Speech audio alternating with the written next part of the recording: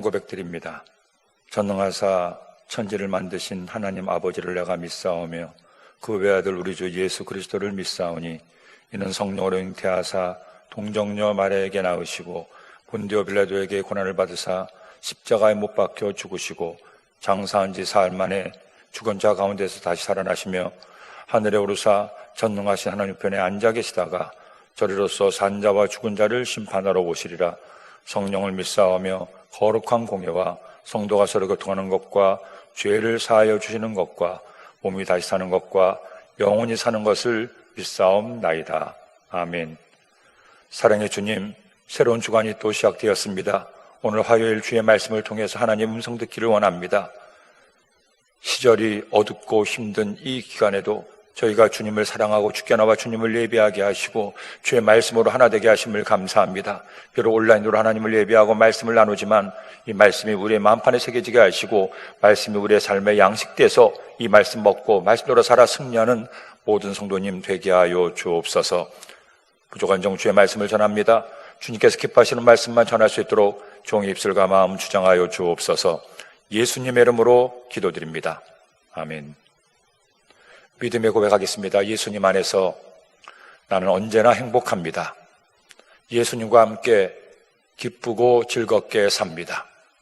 우리 모두 그렇게 살기로 결심하고 환경과 상관없이 현실과 상관없이 주님 때문에 기뻐하고 행복한 삶을 사는 여러분 되기를 예수님의 이름으로 축원합니다.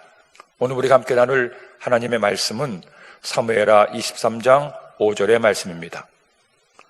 사무엘하 23장 5절의 말씀을 함께 읽겠습니다. 내 집이 하나님 앞에 이같지 아니하냐. 하나님이 나와 더불어 영원한 언약을 세우사 만사에 구비하고 견고하게 하셨으니 나의 모든 구원과 나의 모든 소원을 어찌 이루지 아니하시랴. 아멘. 함께 읽은 말씀을 중심으로 다윗과 함께한 용사들, 한번 따라합시다. 다윗과 함께한 용사들 같은 제목으로 하나님 말씀을 나누고자 합니다. 여러분, 오늘은 작년 10월 1일 날 100일간의 성경여행을 시작한 지 딱 중간이 되는 날입니다. 50번째로 성경여행을 우리가 하고 있습니다. 그 당시 처음에 성경여행을 시작할 때는 지금 이처럼 온라인으로 예배를 드릴 줄은 꿈에도 생각하지 못했습니다. 그런데 안타깝게도 코로나19 바이러스로 인해서 지금 우리가 온라인으로 이 말씀을 나누고 하나님의 음성을 듣고자 마음의 귀를 열고 있습니다. 하지만 그럼에도 불구하고 또 감사한 일이 있습니다. 하나님께서는 한 문을 닫으시면 다른 문을 여신다고 했는데 저희들이 새벽에 이 성경여행을 시작할 때는 지금보다 더 적은 분이 말씀을 함께 나누었는데 오히려 온라인으로 예배를 드리니 더 많은 분들이 성경여행을 함께 시작하게 되니 얼마나 감사한지 모르겠습니다. 비록 우리가 함께 모여서 하나님의 전에서 말씀을 나누고 하나님께 기도하고 예배를 드리지를 못합니다. 하지만 지금 이 시간 여러분이 어디에서 이 말씀을 나누고 주님을 예배하든 동일하게 주님께서 나와 함께 하시고 나를 사랑하시고 내 기도에 귀를 기울이시고 있음을 꼭 기억하시고 절대 염려하지 말고 낙심하지 말고 의기소침하지 말고 오늘 이 말씀을 통해 다시 한번 하나님의 음성을 듣고 하나님의 뜻을 깨달아서 하나님의 뜻대로 살아 마침내 하나님의 복을 받아 승리하는 성도 여러분 되기를 예수님의 이름으로 축원합니다. 그리고 앞으로도 이같이 성경여행을 계속하기 위해서 여러분들이 유튜브에서 이 온라인으로 하나님 말씀을 나누는데 좋아요도 한번 눌러주시고 구독을 꼭 눌러주시면 계속 자연스럽게 이 영상이 올라가게 될 것입니다. 앞으로 더 많은 분들에게 권면해서 모든 성도님들이 이 동영상을 통해서 함께 하나님 말씀을 나눌 수 있도록 권면하시고 잘 도와주시기를 부탁을 드리겠습니다. 이제 이같이 50번째 성경여행을 함에 있어서 우리는 다윗과 함께한 용사들을 만나게 됩니다. 다윗이 하나님의 사랑을 받아서 이스라엘 나라의 위대한 왕이 되었습니다.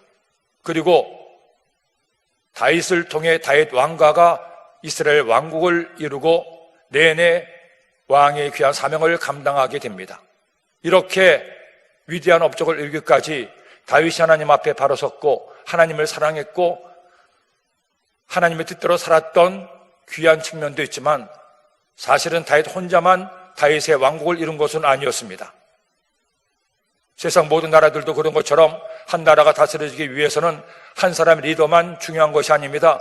그 리더를 돕는 다른 많은 사람들도 함께 더불어 일할 때 그 나라가 반석 위에 서고 그 왕국은 견고히 설 수가 있습니다. 다윗이 하나님 앞에 바로 서고 뛰어난 사람이기도 했지만 다윗 혼자만의 힘으로 이스라엘 왕국이 견고하게 선 것은 아닙니다. 그를 도와줬던 많은 용사들이 있었고 그 용사들의 면면이 오늘 말씀에 나오게 됩니다. 이제 우리는 오늘과 내일 말씀을 통해서 사무엘의 말씀을 마감하고 열왕기의 말씀으로 접어들게 됩니다. 사무엘 상의 말씀은 세 명의 주인공이 있었습니다. 사무엘과 사울과 다윗이었죠. 이 사무엘과 사울과 다윗을 통해서 이스라엘 왕국이 처음으로 시작이 되었고, 그리고 사울과 다윗의 갈등을 가운데 하나님께서 마침내 다윗의 집을 편들어 주시고 다윗은 왕이 됩니다. 사무엘하의 말씀은 그 다윗이 왕이 되어서 재위기간 동안 했던 많은 일들을 우리에게 소개하고 있고, 또 다윗의 잘남도 다윗의 못남도 우리에게 교사로 삼아서 하나님의 뜻대로 사는 것이 어떤 모습인가를 가르쳐주고 있습니다. 이제 마지막 남은 오늘과 내일 말씀을 통해서 하나님께서 다윗의 삶을 통해 어떻게 일하셨고 우리가 무엇을 알기를 원하시는지 함께 말씀을 나누도록 하겠습니다. 먼저 23장 1절로 7절 말씀에 다윗의 유언이 나오게 됩니다. 다윗의 마지막에 가까울 그때 다윗의 노래로 그는 유언을 삼게 됩니다. 그런데 오늘 말씀 1절에 이처럼 말씀하죠. 읽겠습니다. 이에 다윗의 마지막 말이라 이새의 아들 다윗이 말하며 높이 세워진 자 야곱의 하나님께로부터 기름 부음 받은 자 이스라엘의 노래 잘하는 자가 말하노라. 다윗이 유언처럼 이 노래를 부르는데 이 노래에서 자기 자신을 어떻게 말하고 있습니까? 이새의 아들 다윗이 말하며 첫 번째로 높이 세워진 자, 왕으로 세움을 받은 자라고 자신의 지위를 말하고 있습니다.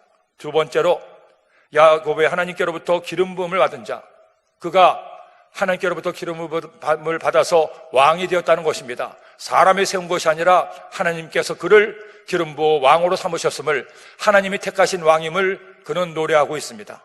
세 번째로 놀랍게도 그는 자기 자신을 가리켜 말하기를 이스라엘의 노래 잘하는 자가 말하노라. 하나님을 즐겨 찬송하고 하나님을 경배했던 사람이었다고 자기 자신을 소개하고 있습니다. 왜 그가 이처럼 자신을 소개합니까? 왜 그가 이처럼 하나님을 찬양하고 노래하기를 즐겼다고 말합니까? 그만큼 하나님을 사랑했기 때문입니다. 그를 택하시고 그를 사랑하시고 그로 이스라엘의 왕이 되게 계신 하나님께 너무나 감사해서 평생 하나님을 찬송했던 다윗, 하나님을 찬송했던 찬송의 배후에는 하나님을 향한 뜨거운 사랑이 있음을 이 말씀을 통해 알 수가 있습니다. 그리고 그는 또 2절 말씀에 이처럼 노래합니다. 읽겠습니다. 야훼의 영이 나를 통하여 말씀하시며 그의 말씀이 내 혀에 있도다. 그는 자기 자신을 가리켜 노래하기를 하나님께서 하나님의 영으로 나를 통해 말씀하셨다. 즉 내가 하는 모든 말은 내 뜻과 내 생각이 아니라 하나님의 뜻이요 하나님의 말씀임을 전하고 있습니다. 우리도 주님 믿으며 살아갈 동안에 많은 말을 하는데 이처럼 다윗처럼 얘기할 수 있으면 얼마나 좋겠습니까? 나의 말은 나의 뜻이 아니로 하나님의 뜻대로 내가 말한다고 고백할 수 있는 우리 모두가 되기를 예수님의 이름으로 축원합니다. 그리고 또한 그는 야훼께서 자신을 알리심을 노래하고 있습니다. 3절로 4절 말씀, 이스라엘의 하나님이 말씀하시며 이스라엘의 반석이 내게 이르시기를 사람을 공의로 다스리는 자, 하나님을 경외함으로 다스리는 자여, 그는 돋눈의 아침빛 같고 구름 없는 아침 같고 내린 후에 광선으로 땅에서 우미 돋는 제 새 풀 같으니라 하시도다. 하나님께서 다윗을 가리켜 이처럼 말씀하신다는 겁니다. 사람을 공의로 다스리는 자, 두 번째로 하나님을 경외함으로 다스리는 자. 다윗은 그렇게 살기를 원했고 그래서 이처럼 노래하고 있습니다. 사람을 공의로 다스리는 왕이 되기를 원하며 노래하고 있는 겁니다. 하나님의 공의에 따라 공법을 물같이 정의를 하수같이 이루는 왕이 되기를 원하며 자기 자신을 이처럼 노래하고 있습니다. 또한 하나님을 경외하는 왕임을 말씀하고 있습니다. 하나님을 경외하는 마음으로 백성들을 다스리는 왕이라고 노래하고 있습니다. 그렇게 하면 돋눈의 아침빛 같고 구름 없는 아침 같게 될 것이라고 말합니다. 돋는 아침 빛이 얼마나 찬란하고 아름답습니까? 그리고 구름 없는 아침이 얼마나 상쾌하고 명쾌합니까? 그의 삶이 그렇게 만상통할 수가 있다는 것이죠. 그리고 비 내린 후에 광선으로, 때로는 고난의 비가 내리기도 하고 환란의 빗줄기가 거세게 몰아칠 때가 있지만 그 고난이 그친 다음에 햇빛이 비추어 온 산하를 밝게 비추는 것처럼 하나님은 내가 고난 뒤에 있음을 그는 또한 노래하고 있습니다. 그렇게 공의로 다스리고 하나님을 경외함으로 백성들을 다스릴 때 하나님은 다윗과 그의 집을 견고하게 서게 할 것임을 노래합니다. 5절로 7절 말씀 읽겠습니다. 내 집이 하나님 앞에 이같지 아니하냐? 하나님의 나와 더불어 영원한 언약을 세우사 만사에 구비하고 견고하게 하셨으니 나의 모든 구원과 나의 모든 소원을 어찌 이루지 아니하시랴? 그러나 사악한 자는 다 내버려질 가시나무 같으니 이는 손으로 잡을 수 없음이로다. 그것들을 만지는 자는 철과 창자루를 가져야 하리니 그것들이 당장에 불살리로다 하니라. 하나님과 언약을 세운 다윗과 다윗의 집입니다. 그리고 하나님의 뜻대로 하나님의 말씀대로 나라를 다스릴 때 하나님께서 다윗의 집을 견고하게 하시고 다윗 왕국을 붙들어 주심을 말씀하고 있습니다. 그러나 하나님을 떠난 사악한 자는 하나님의 공의로 다스리는 것이 아니라 불의함으로 세상 가운데 거닐고 그리고 악한 행위로 악한 생각으로 사람들을 다치게 하고 해치는 자는 결국 하나님께서 그들을 불살라 버릴 것임을 말씀하고 있습니다. 왜 그렇습니까? 하나님은 공의의 하나님, 하나님은 정의 하나님이시기 때문입니다. 하나님은 불의와 거짓과 악함을 결코 용납하지 않습니다. 용납할 수가 없습니다. 하나님의 성품이 공의로우시기 때문이죠. 그러기에 하나님은 의로우신 하나님이시고 하나님은 정직하고 의롭고 바른 삶을 우리에게 원하고 그런 삶을 사는 자에게 그 집을 견고하게 하시고 하나님의 은혜와 축복을 더해 준다는 것입니다. 지난 1986년부터 신천지가 본격적으로 활동을 시작했습니다. 처음에는 무료 성경 연구원으로 해서 공짜로 성경을 가르친다고 사람들을 혹세무민하더니 점점 그것이 커져서 나중에는 추수꾼으로 해서 기존 교회를 무너뜨리려고 하고 나중에는 아예 대놓고 예수님을 믿는 사람들을 골라서 유혹하고 미혹해서 마침내 거대한 이단 집단으로 커지게 되었습니다. 그 이단 집단의 형세가 30만, 영생걸까지 하면 40만이 된다고 그렇게 교세를 자랑하고 한 해에 8명 이상의 교육을 받았다고 자신들을 높이고 교만했습니다. 그러자 하나님께서 마침내 악한 자를 들어서 멸하시는 것처럼 이번에 코로나19 바이러스로 인해서 온 나라가 힘들고 어려운 상황이 있는데 이 어려운 상황 가운데도 신천지의 만행과 신천지의 문제를 만천에 드러나게 하고 하나님께서 마치 알곡과 추정이를 고르시는 것처럼 하나님 일을 하고 있음을 볼 때 하나님의 공의로움을 다시 한번 느낄 수가 있었습니다. 점점 세력이 커지면서 한국교회에서 그것을 위해 하나님께 눈물로 기도했는데 하나님께서 하나님의 때가 되자 이렇게 심판의 때를 앞당기시고 하나님 은혜를 더하시니 우리 모든 그리스도인들이 하나님께 기도해야 됩니다. 하나님, 신천지가 이번 기회에 완전히 멸하여지게 하시고 신천지에 미혹돼서 교회를 떠나고 하나님을 떠난 불쌍한 영혼들을 주께서 인도하사 다시금 그들의 믿음을 회복시켜 주시고 그들에게 하나님 은혜를 더해달라고 기도하는 교회와 성도님들 되시기를 예수님의 이름으로 축원합니다. 결국 하나님의 공의하심에 따라서 악은 망하고 선은 흥하게 되어 있습니다.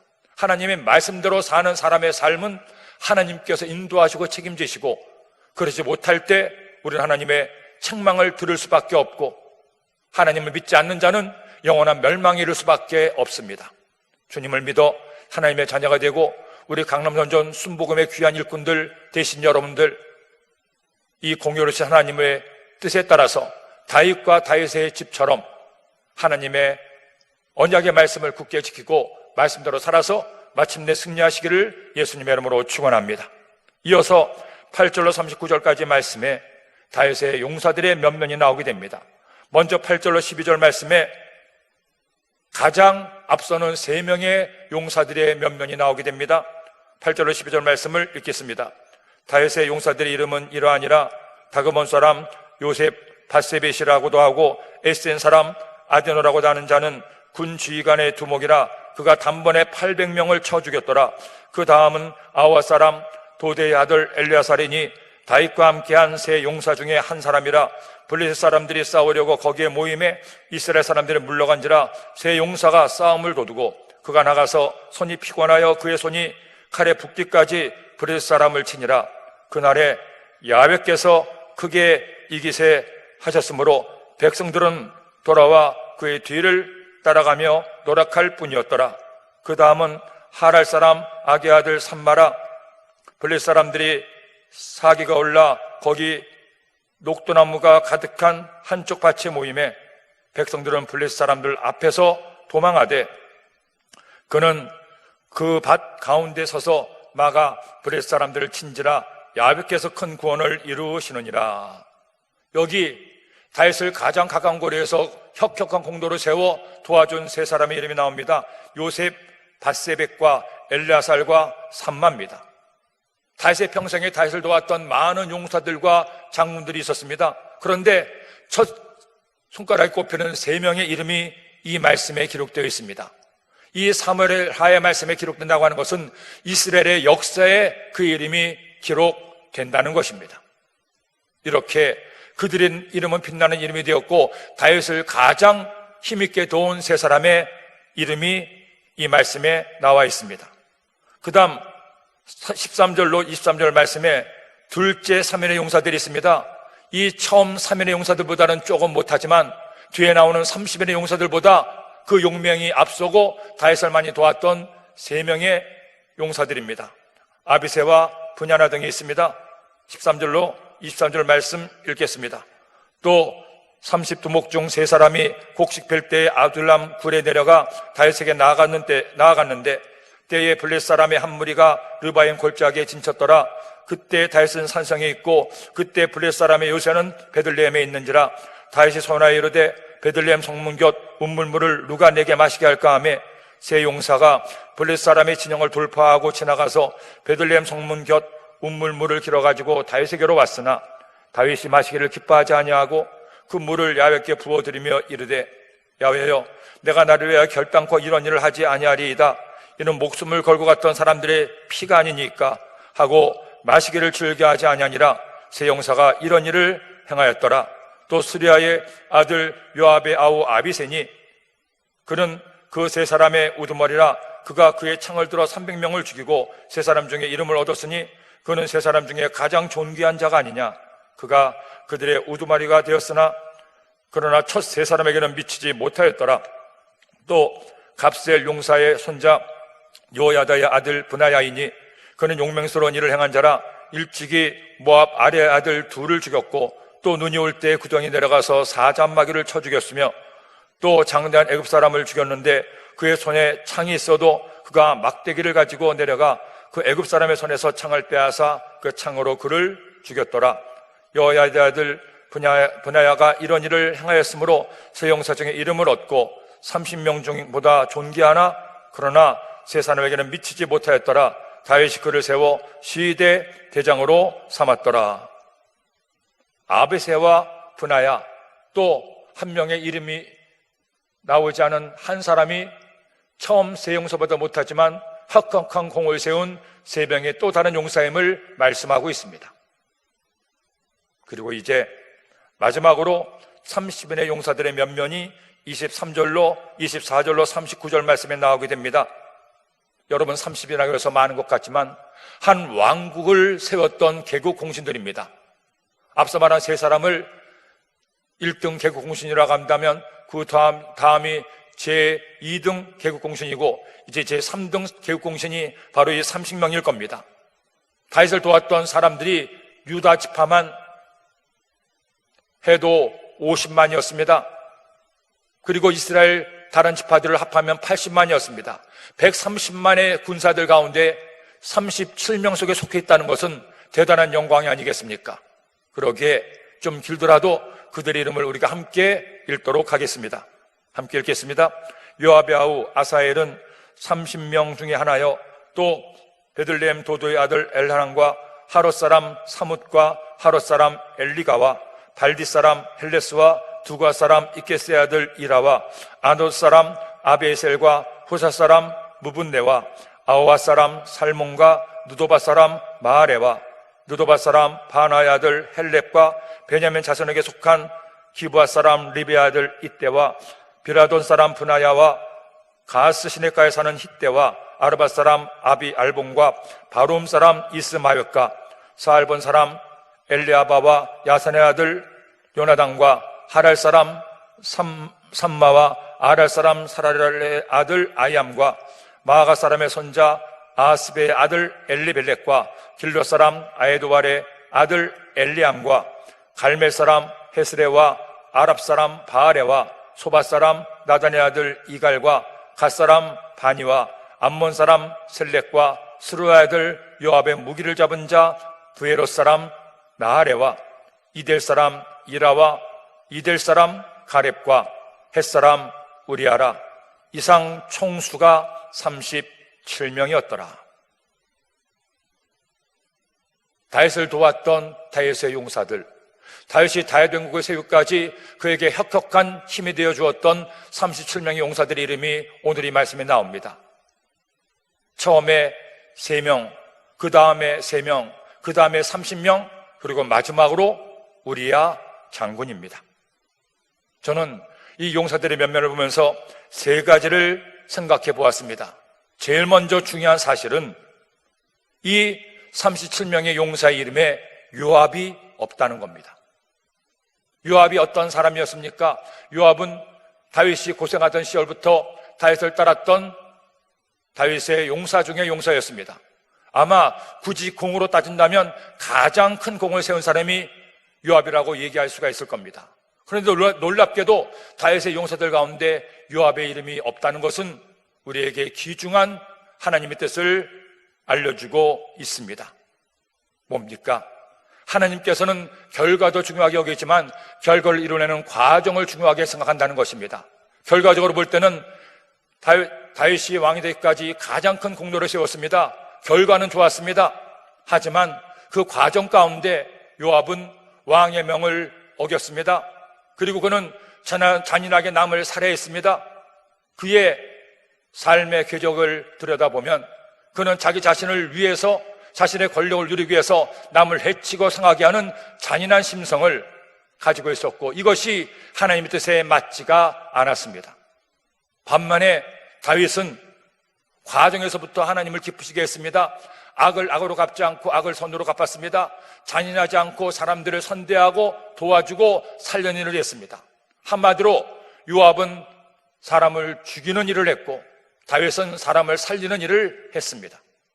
그렇기 때문에 하나님께서는 이 다윗의 용사들의 이름 가운데 요압을 기록하지 못하게 하고 다윗 역시 그 이름을 뺀 것임을 알 수가 있습니다. 세상에 요압이 빠지다니요. 우리나라 옛말에 뭐로 가도 서울만 가면 된다는 말이 있습니다. 세상 사람들은, 하나님 믿지 않는 사람들은 뭐로 가도 서울만 가면 된다고 얘기하겠지만 하나님의 자녀들은 뭐로 가도 서울만 가면 돼서는 안 됩니다. 바른 길, 옳은 길로 서울을 가야 됩니다. 개같이 벌어서 정선을 쓴다고 얘기합니다. 하지만 하나님의 사람들은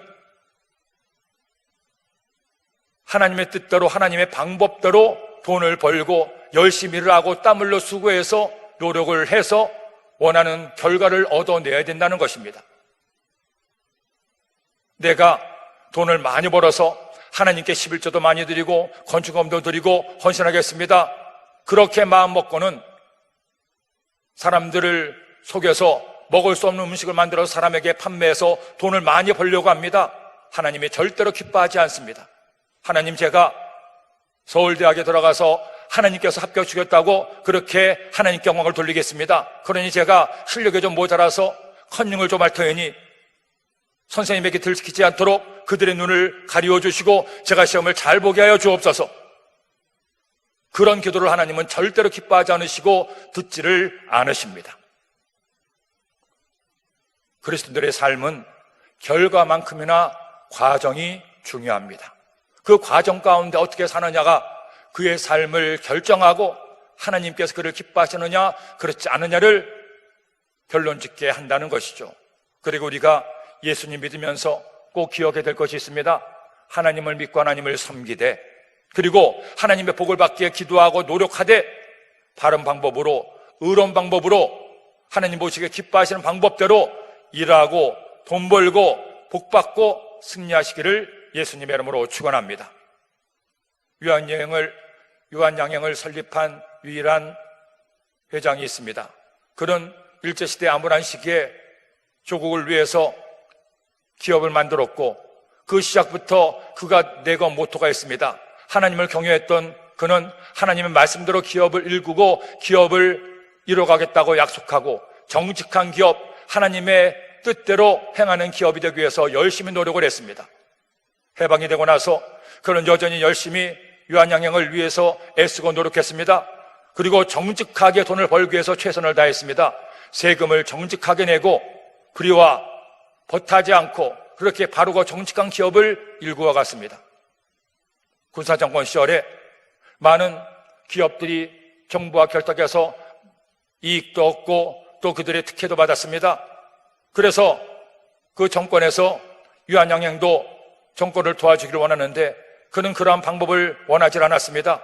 그런 불의하고 부정한 방법으로 기업이 더 커가기를 원하지 않았기 때문에 그는 정권에 뒷돈을 대지 않았습니다.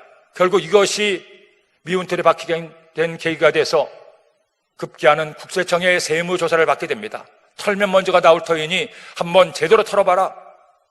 그래서 세무조사를 아주 강력하게 했는데 세상에 아무리 털어도 먼지가 안 나는 겁니다. 결국에는 조사관들이 두 손 두 발을 다 들었습니다. 세상에 이런 기업이 있다니, 아무리 털어도 먼지가 안 나는 기업이 존재하는구나.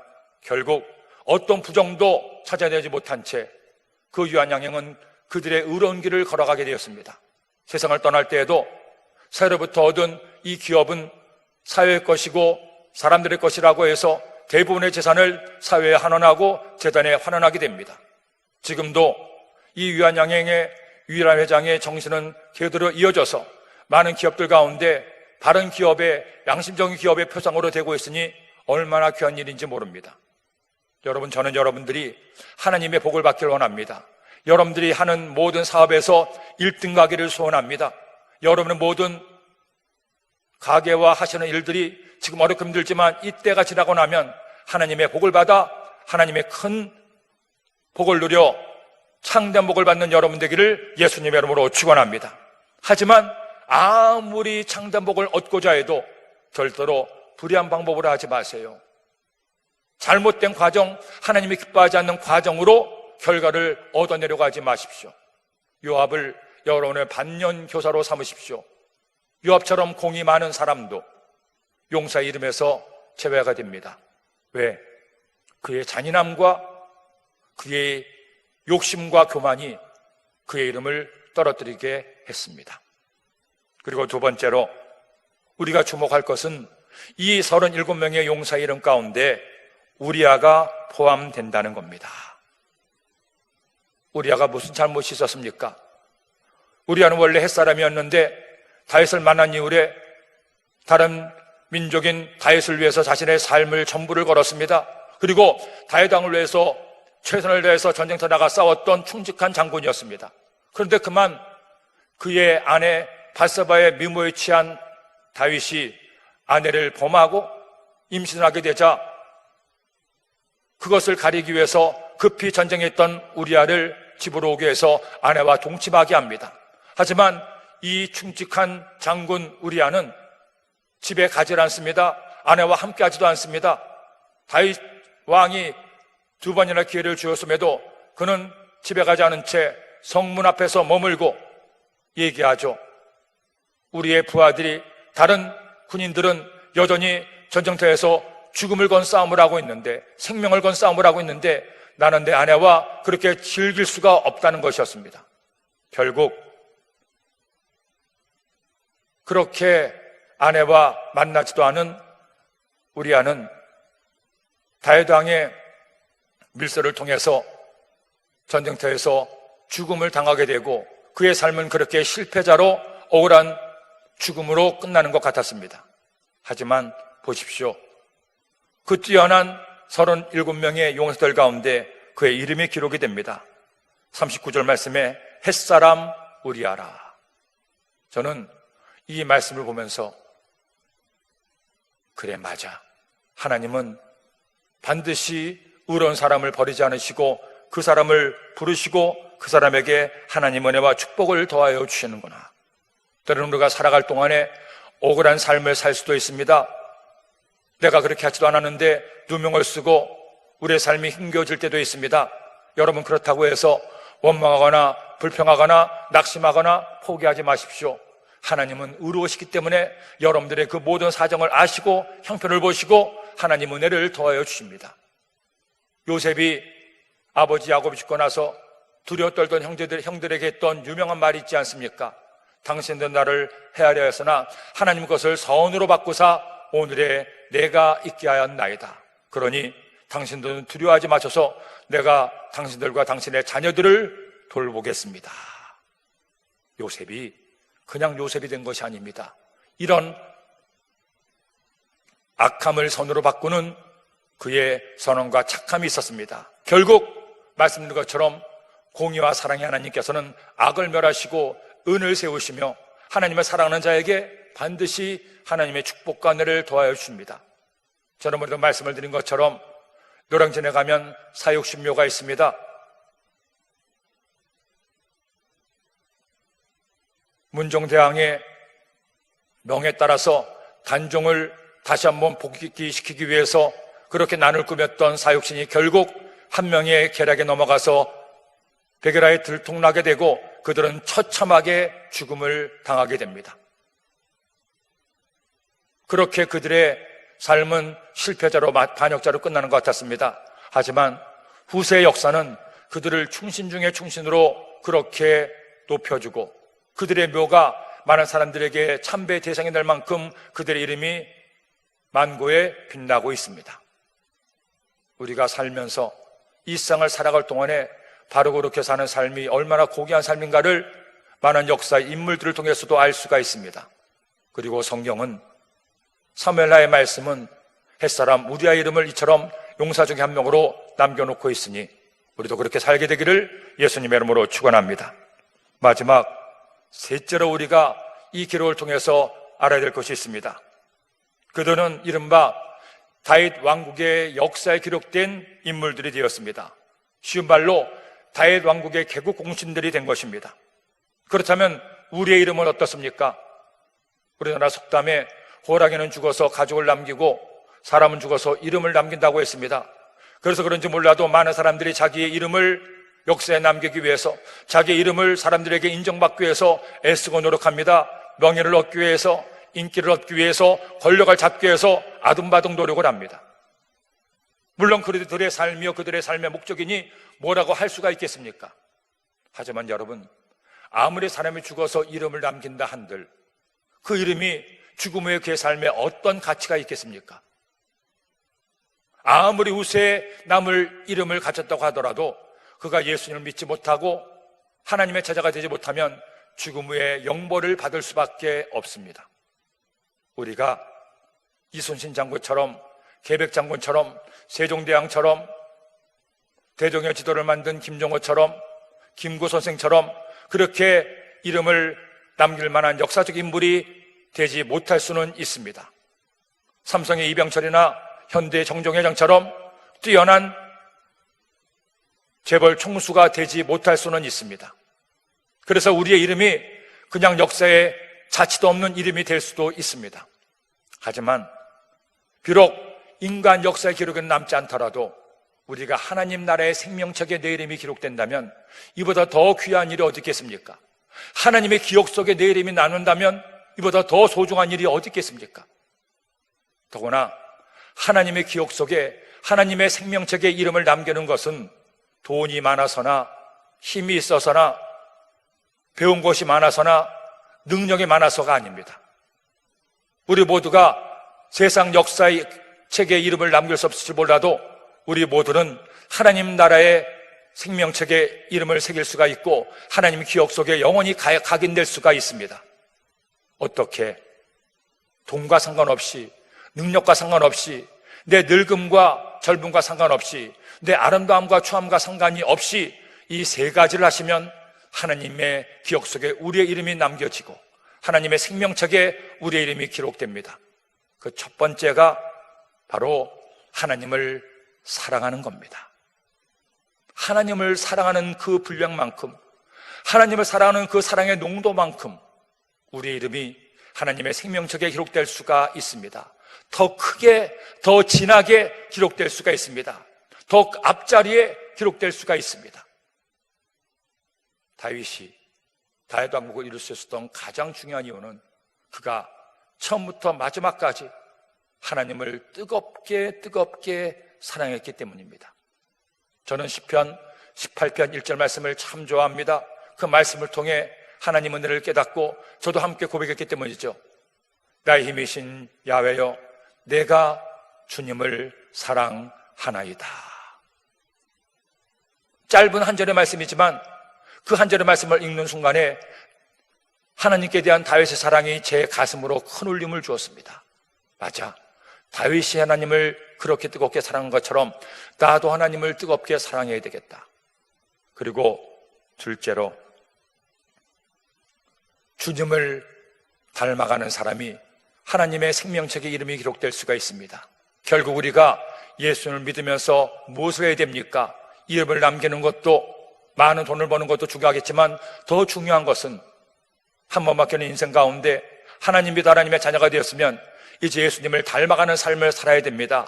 성화의 삶을 살아야 됩니다. sanctification, 주님을 점점 더 닮아갈 때, 주님을 많이 닮아가면 닮아갈수록 하나님의 기억에 남아있고 하늘 생명책에 기록될 수가 있습니다. 그 다음 세 번째로는 하나님을 기쁘시게 하는 삶을 살아내야 됩니다. 하나님을 기쁘시게 할 때 하나님 그를 기뻐하시고 그의 헌신과 그의 수고와 그의 노력과 그의 전도와 그의 기도를 통해 하나님이 기뻐하시면 그는 영원히 하나님께 기억될 것입니다. 지금 코로나19 바이러스로 온 나라가 어려움을 겪고 있고 우리가 함께 모여 하나님을 예배하지는 못하고 있습니다. 하지만 어디에서 무엇을 하든 우리가 하나님의 생명책의 이름을 기록할 수 있는 일을 할 수가 있습니다. 여러분 잊지 마십시오. 다윗을 본받아서 하나님을 뜨겁게 사랑하십시오. 그리고 주님을 더 많이 닮아가십시오. 그리고 하나님을 기쁘시게 하는 것이 무엇인지 깨닫고 지금 있는 그 자리에서 최선을 다해 하나님을 기쁘시게 해보십시오. 그래서 하나님의 생명책에 여러분의 이름이 기록되기를 예수님의 이름으로 축원합니다. 기도드립니다. 하나님 아버지, 고맙습니다. 감사합니다. 오늘 하나님 말씀을 주셨으니 이 말씀을 꼭 새겨서 하나님께서 기뻐하신 하나님의 사람들 되게 하여 주옵소서. 하나님의 생명책에 우리의 이름이 기록될 수 있도록 주의 은혜를 더하여 주옵소서. 오늘 귀한 예물을 온라인으로 드리는 손길들마다 30배, 60배, 100배, 만배로 갚아주시고 더 많이 하나님을 기쁘시게 하는 주님의 백성들 되게 하여 주옵소서. 예수님의 이름으로 기도드립니다. 아멘.